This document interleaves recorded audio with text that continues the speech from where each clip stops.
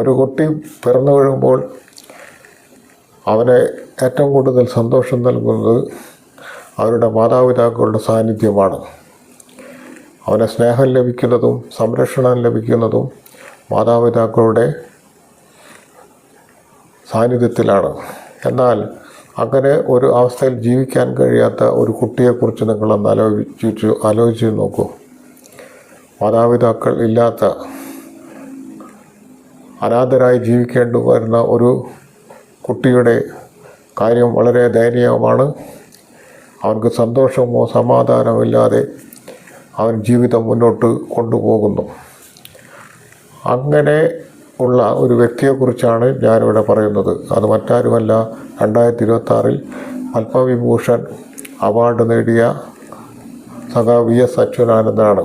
അദ്ദേഹം ജനിച്ചതിന് ശേഷം 4-ാം വയസ്സിൽ അദ്ദേഹത്തിൻ്റെ അമ്മ മരിക്കുകയും 11-ാം വയസ്സിൽ അച്ഛനും മരണപ്പെടുകയും അങ്ങനെ ജീവിതവും കഷ്ടപ്പാടുകളും നിറഞ്ഞതും സങ്കീർണമായ ജീവിത ഘട്ടത്തിലൂടെയാണ് അദ്ദേഹം വളർന്നു വന്നത്.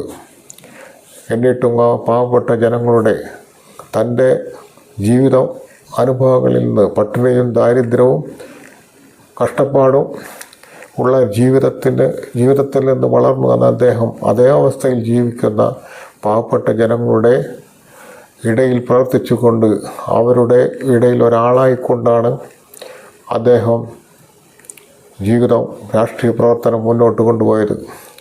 അതുകൊണ്ട് തന്നെ 1946 പുന്നപ്ര വയലാർ സമര കാലഘട്ടത്തിൽ അദ്ദേഹത്തിൻ്റെ പോലീസ് അറസ്റ്റ് ചെയ്യുകയും വളരെ ദാരുണമായ രീതിയിൽ മർദ്ദനം ഏറ്റുകൊണ്ട് മരിച്ച ഒരവസ്ഥയിലാക്കിക്കൊണ്ടാണ് അദ്ദേഹത്തെ കാട്ടിലേക്ക് തള്ളിയത്. അവിടെ നിന്നൊക്കെ അദ്ദേഹം തിരിച്ചു വരികയും ജനങ്ങളുടെ ഇടയിൽ ജീവിക്കുകയും ജനങ്ങളുടെ ഇടയിൽ സ്ഥാനം നേടുകയും ചെയ്തു. അതുകൊണ്ട് ഈ അവാർഡ് അദ്ദേഹത്തിന് അർഹതപ്പെട്ടതാണ്. ഇനിയും അങ്ങനെ ജനങ്ങൾക്ക് വേണ്ടി പ്രവർത്തിക്കുന്ന ഒരു ജനനായകൻ നമുക്കുണ്ടാകുമോ എന്നുള്ള കാര്യത്തിൽ സംശയിക്കേണ്ടിയിരിക്കുന്നു. അദ്ദേഹത്തിനും അദ്ദേഹത്തിൻ്റെ കുടുംബത്തിനും സർവൈശ്വര്യം നേർന്നുകൊണ്ട് നിർത്തുന്നു.